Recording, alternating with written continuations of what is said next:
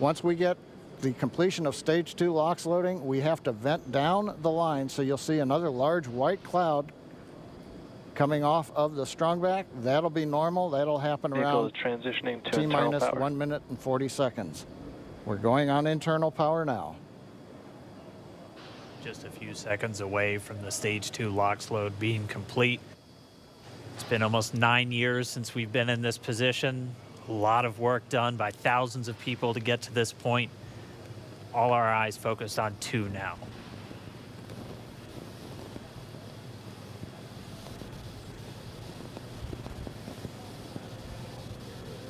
Stage 2 LOX load is closed out. Propellant fills are complete. Dragon is in auto idle. Stage 2 LOX load complete. All fuel, all oxidizer on Falcon 9. 1 minute, 34 seconds to go till launch. Ground gas closeouts is starting.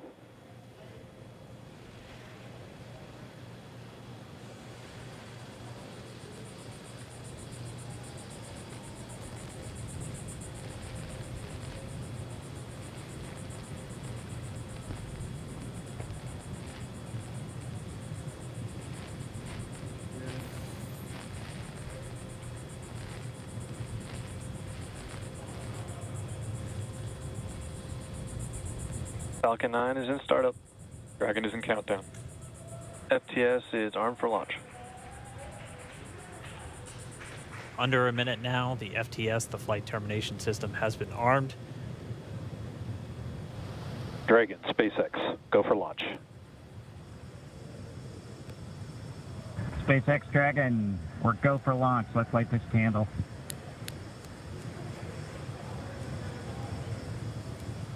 T-minus 30 seconds.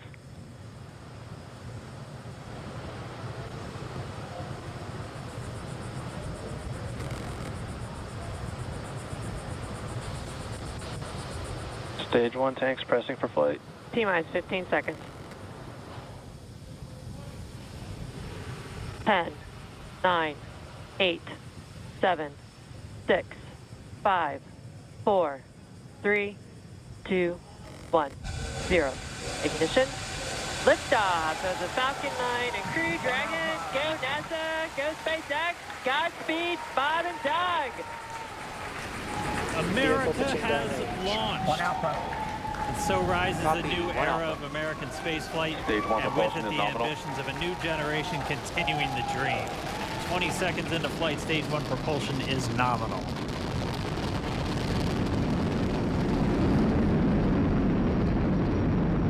T plus 30 seconds into this historic mission.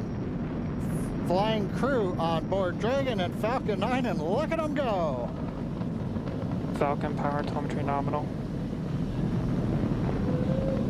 M1D throttle down. We're throttling down to get ready for the period of maximum dynamic pressure.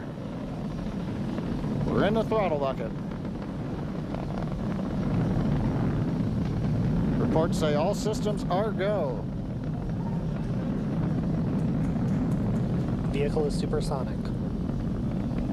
We've exceeded Mach 1 on the Falcon 9. M1D throttle up.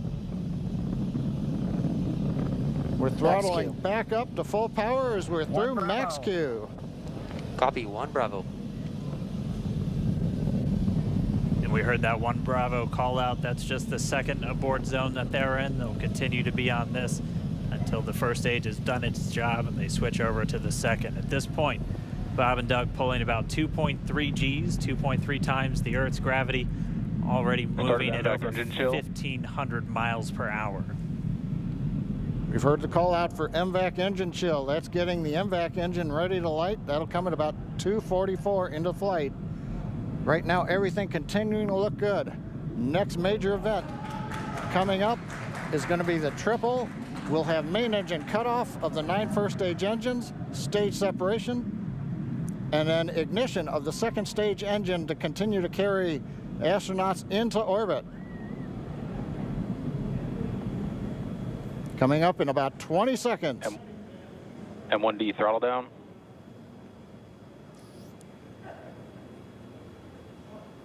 We heard we're throttling down the Merlin engines on the first stage.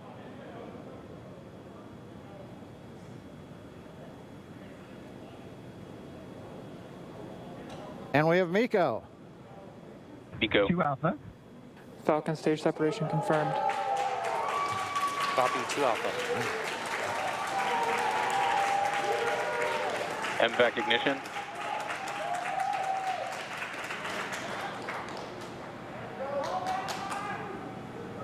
All right, we have stage separation confirmed. The first stage beginning its flight back. The second stage, being powered by that single Merlin 1D vacuum engine, has ignited and is now carrying Bob and Doug into orbit. So they're going to continue under the power of this second Stage stage, 2 propulsion is nominal. which will cut off at SECO, or second engine cut off, at about 8 minutes and 44 seconds into today's flight. So a little over 5 minutes to go still on this second stage. You heard the call out to Alpha, so they're now in the longest abort zone that carries them all the way from about North Carolina up the eastern seaboard almost to Canada. Things looking good though, getting good call outs, nominal propulsion on that second stage. Bob and Doug continuing to make their way into orbit.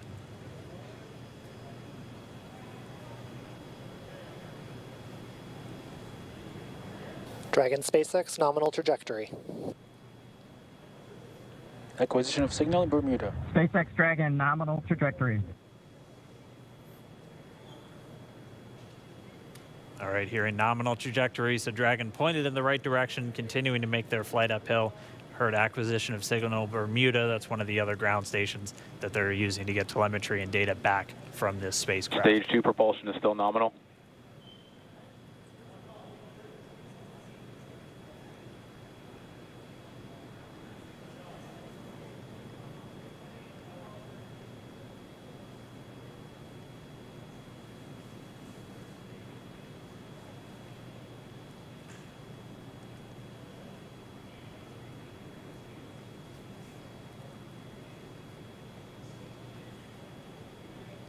A little over 4 minutes, 40 seconds into the flight. Bob and Doug flying at more than 5,600 miles Dragon per hour. SpaceX nominal trajectory. Already almost 200 miles Nominal downrange trajectory. from the Kennedy Space Center. Nominal trajectory continuing.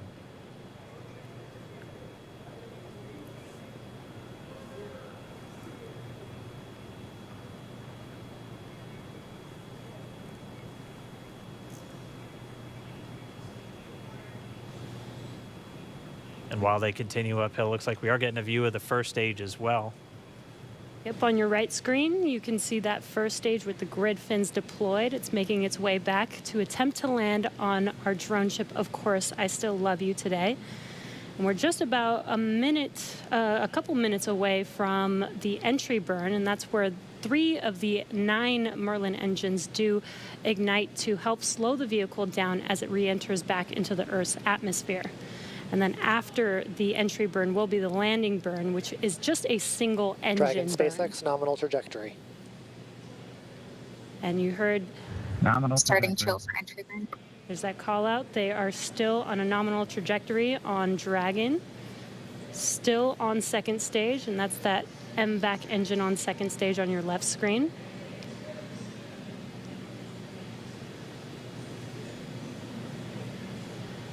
Again, on your right screen is that first stage booster coming back towards our drone ship, Of Course, I Still Love You. We're about a minute away from entry burn. Meanwhile, that second stage continuing to power Dragon into orbit. Again, if you're keeping an eye on that timer, that's going to continue to burn until 8 minutes and 44 seconds into flight. So a little over 2 minutes from now, we'll hear the call out SECO. It'll then be a little Stage under, 2 propulsion or a is little still over, good. a little over 3 minutes until Dragon physically separates from the second stage of the Falcon 9 after the upper Dragon stage gets a SpaceX chance. nominal trajectory. Dragon copies, nominal trajectory.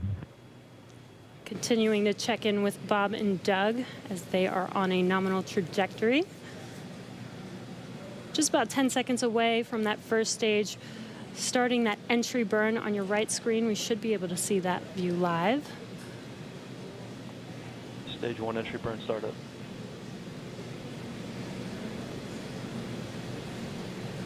And there is that entry burn Acquisition of beginning. signal, New Hampshire. This burn lasts about 36 seconds long. Stage 2 FTS is saved.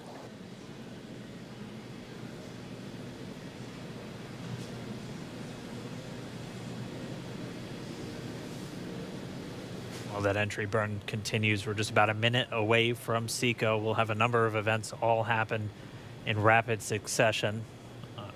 That'll be the second engine cutoff. Stage 1 We'll be entry burn looking shut for down. that stage 1 landing burn shortly after. Yeah, actually, just within a few seconds of each other. It's such a cool view on your left screen, seeing Bob and Doug on Dragon. Right now, you can see the displays that they are seeing right now themselves. Terminal guidance. MVAC throttle step. We are coming up 25 seconds or so away from SECO, or second engine cutoff. This is also the point where Bob and Doug are experiencing their highest G-force. We're seeing the counter tick up to right about Stage 1 1.8. transonic. Copy, Shannon. You heard Shannon, so that just means they're in their final abort zones. If they were to abort at this point, it would either be an abort to orbit or to land off the coast of Ireland. Standing by for second Stage 1 engine landing cutoff startup. confirmation. MVAC throttle step. MVAC shut down. Stage 1 landing layer. Confirmation of SECO's second engine cutoff. Now we are waiting for our first stage to make its way to our drone ship. Of course, I still love you. Dragon SpaceX nominal orbital insertion. Did Launch get escape system confirmation is disarmed. nominal Dragon orbital copies. insertion. Nominal Stage orbital 1 landing leg insertion. deploy. And what you're seeing on your screen is a live view of our drone ship, where our first stage will be coming down. Looks like we lost that live view, but we'll wait for confirmation of that landing shortly here.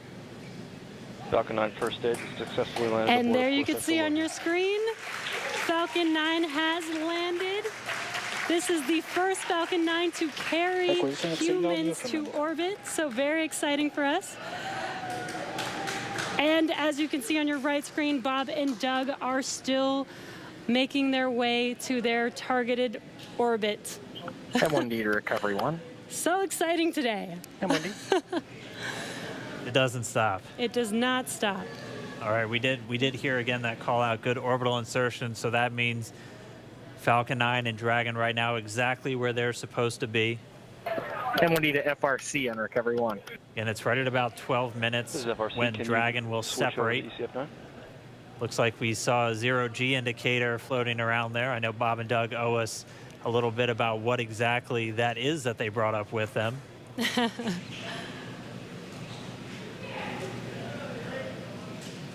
And before separation, before Dragon initiates separation from the second stage, they do make sure to they do ensure that the vehicle is not spinning and it is in good condition before we separate. That's right, the upper stage does small attitude maneuver using some cold gas thrusters built into the rocket body itself. Exactly. So we do expect that separation to occur in about a minute from now, but they do wait until they have full confirmation that it is ready to separate. Such cool views. I cannot get over this view that we are seeing right now. Bob and Doug on the right screen, inside of Crew Dragon, out in space. Yeah, already 200 kilometers over planet Earth, or a little over 124 miles, traveling in excess of 2,700 meters, 27,000 meters per second, or about 16,000 miles per hour.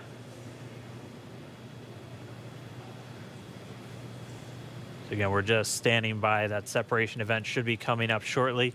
Then they'll begin a series of checks on the Draco thrusters that are going to be used to maneuver and then power Dragon on its flight to the International Space Station. Standing by for separation. Expected loss of signal, wallops. It sounds like we had an expected LOS loss of signal with one of the ground stations. Waiting for confirmation now of that. Dragon separation confirmed. Dragon separation confirmed. There is a great view right in front of you Countdown of 1 is Dragon emerging. separating. Separation confirmed. And there's that call out Dragon is now officially making its way to the International Space Station today. Dragon SpaceX with that separation call. We have a few words for you from our Falcon 9 team. Standing by. Dragon, Chief Engineer on Dragon to Ground. Bob Doug, on behalf of the entire launch team, thanks for flying with Falcon 9 today. We hope you enjoyed the ride and wish you a great mission. Thanks, Bala. Congratulations to you and the F9 team for the first human ride for Falcon 9, and it was incredible. Appreciate all the hard work, and thanks for the great ride to space. Copy all. Oh, and Good luck. Proud of you guys and the rest of the team. Thank you so much for what you've done for us today, putting America back into low Earth orbit from the Florida coast. Copy all. Good luck. Godspeed.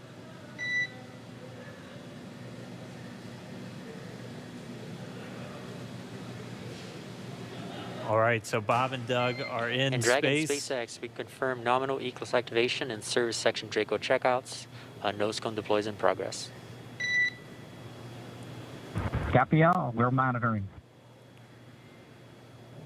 The Corps here in Hawthorne giving the crew a heads up that we have confirmation the nose cone is deploying. So again, that nose cone is going to open up a little bit more than 90 degrees, goes up to about, I think, 105 degrees, and that's going to expose the actual docking ring and the hatch that they're going to be going through once they attach to the International Space Station, and also 4 of those Draco thrusters, we call them the forward bulkhead thrusters, that are going to be used for these major phase burns or firings of those thrusters to actually raise their orbit gradually over the coming hours. Also heard good activation of the ECLS, that's the Environmental Control and Life Support System. That's everything controlling their atmosphere, just keeping Dragon a nice, safe, habitable environment where they're going to be living for the next 19 hours until they arrive at the space station. Right, exactly. And Falcon 9's job may be done for today, but the mission is not over.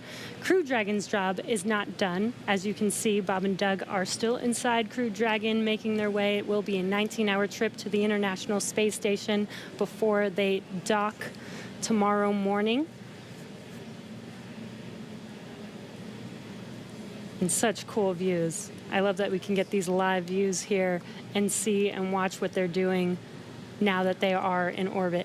Yeah, it's incredible to just be looking over their shoulder, to be along for the ride. And we're going to be with them, and we're going to be with all of you the entire way for their journey to the space station. We're going to be covering live throughout. Bob and Doug will obviously have a sleep period where they'll get about 8 hours of sleep a little bit later today before they wake up for all of their final approach. One of the major things we are looking forward to in the next couple of hours is going to be their first turn at the controls. So they're actually going to be using those touchscreen displays to take control and manually pilot Dragon. We'll walk you through what that's going to look like, and assuming we have some good ground station coverage, we'll be able to get views from right inside Dragon, looking over their shoulder as they manipulate the controls at the display. But I mean, we had a smooth ride uphill, both stages of the Falcon 9 doing their job, placing Bob and Doug into orbit. I mean, this is a day, this is a historical day. This is us kicking off that new era of space flight that we've all been talking about and longing for since the Space Shuttle program came to an end in 2011. Yes. And the weather cooperated. Yes, second time's a charm. Right. All right, so day for the history books. As you can see, we have lost some live signal there, but the mission still continues, and we're going to send it over to KSC to continue broadcasting live with you Expected loss guys. of signal in Newfoundland. Yeah, Jesse and Dan, we are just in awe over here. When I woke up this morning and looked at the weather forecast, I was like, man, we're going to be back here on Sunday, but we did it. The room cleared out. Everybody was outside watching, and inside the lights were shaking, the cameras were shaking. Lauren came back in with tears in her eyes. This is really amazing. I can't believe it. I saw it with my own eyes. I'm a little bit speechless. Just so grateful that we got them up there, and there's a lot more to go, but I'm so happy they're safe right now. I'm just so happy. Yeah. Leland, you were talking about it. It's amazing what we can do when we work together. Yes, American astronauts on an American rocket from American soil, showing you what Americans can do when we come together as a team and blast Doug and Bob off to the cosmos. This is what it's all about, and their families and everyone is working together to take them up to space safely. So I don't know what to say.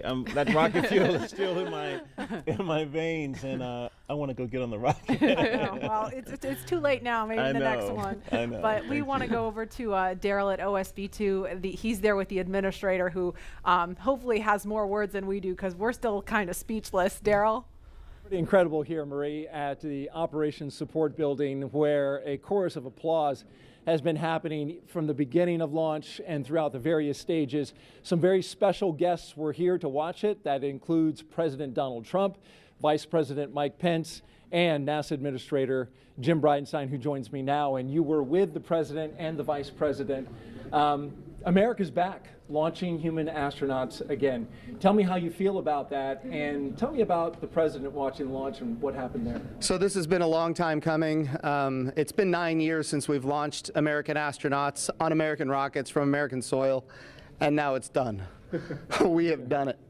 It's been way too long. I want to give a lot of credit to Charlie Bolden. He was my predecessor as the NASA administrator. He fought hard for this program at a time when it didn't get any support in Congress. We now have an administration that is fully supportive of our spaceflight initiatives, not just on the exploration, discovery, going to the moon, onto Mars, but also from a Space Force perspective. Our budgets are going up, things are strong, and today was just just an amazing day. You know, one of the things the President did right out of the gate when he became President is he created what's called the National Space Council, and he put the Vice President as chairman of the National Space Council. And on that National Space Council, you've got the Secretary of Defense and the Secretary of State and the Secretary of Commerce, the Secretary of Transportation, the Secretary of Education, the Chairman of the Joint Chiefs, all of these different amazing individuals that deal with space day in and day out. A lot of people don't realize how many parts of the federal government deal with space. And the Vice President invited those members of the National Space Council here as well. So we just had, and then we had members of Congress, bipartisan members of Congress, Republicans and Democrats, who have been involved in supporting this program you know, for a long time now. So I'll just tell you, I'm breathing a sigh of relief. But I will also tell you, I am not going to celebrate until Bob and Doug are home safely.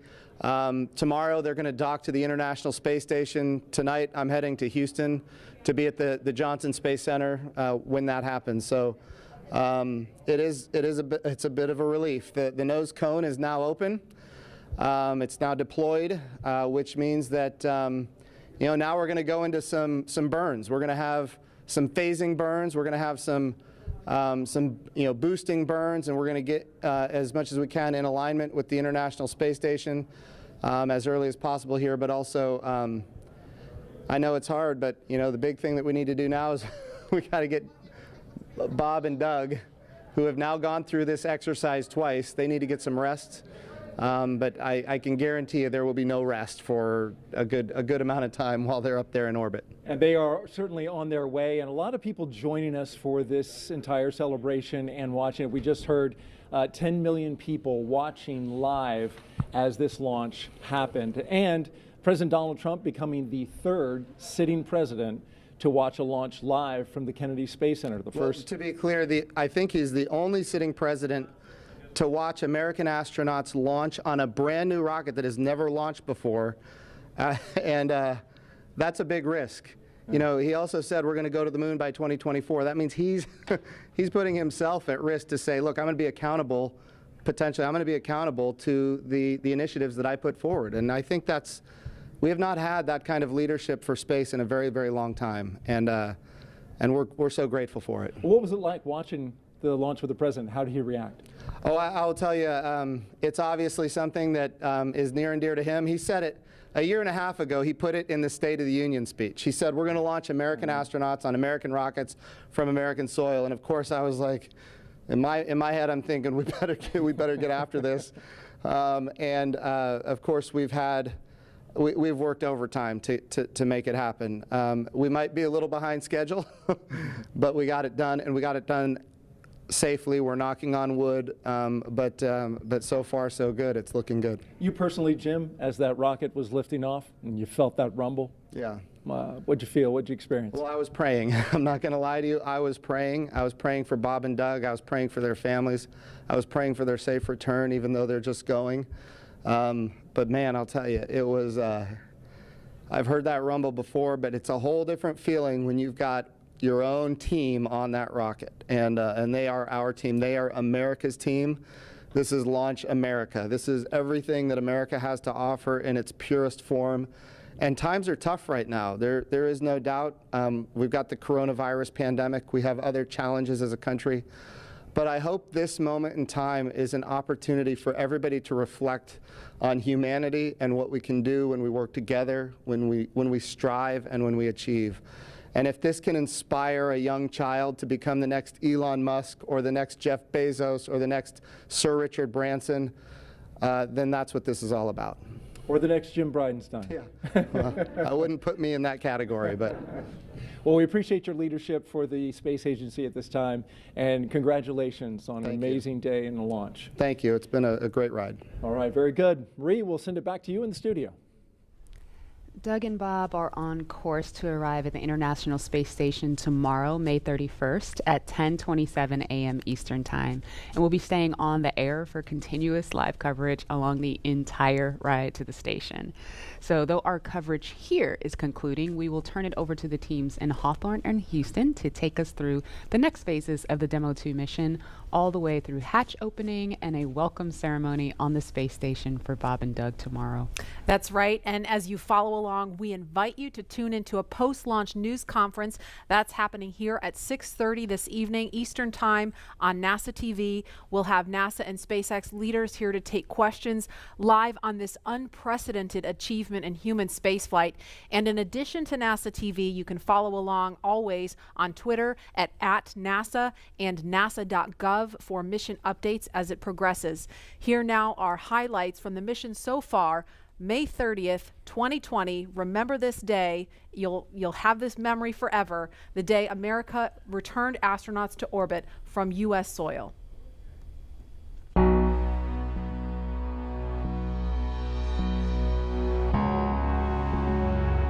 Wow, we're making history again. Let's go.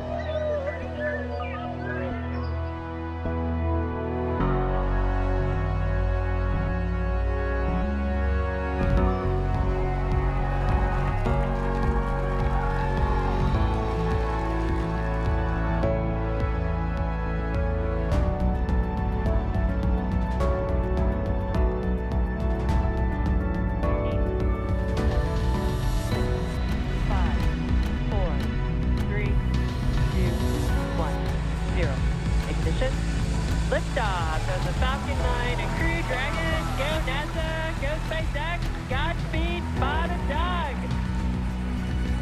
America has launched. So rises a new era of American spaceflight, and with it, the ambitions of a new generation continue.